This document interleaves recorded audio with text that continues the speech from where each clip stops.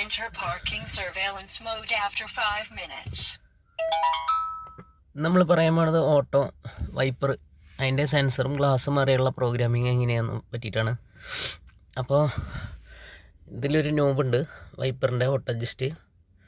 ഇതിൽ 1, 2, 3, 4, 5 ഈ 5 ഇവിടെ നിർത്തുക. ഡോറ് തുറന്ന് വയ്ക്കുക.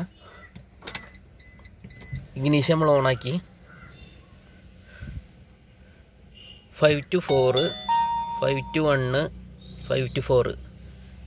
ഇപ്പോൾ അവിടെ ഇങ്ങനെ പാർക്ക് ഇങ്ങനെ ബ്ലിങ്ക് ചെയ്യുന്നതായിട്ട് നമുക്ക് കാണാം. എല്ലാവരും കണ്ടു എന്ന് വിചാരിക്കണം. പ്രോഗ്രാമിങ്ങിന് വേണ്ടിയിട്ട് ബ്ലിങ്ക് ചെയ്തുകൊണ്ടിരിക്കുന്നുണ്ട്. അപ്പോൾ വീണ്ടും ഇതിൽ വന്നിട്ട്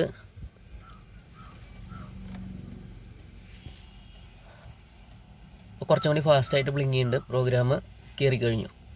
ഇങ്ങനെയാണ് ഗ്ലാസ് മാറിയാലും സെൻസർ മാറിയാലും നമ്മൾ പ്രോഗ്രാം ചെയ്യേണ്ടത്.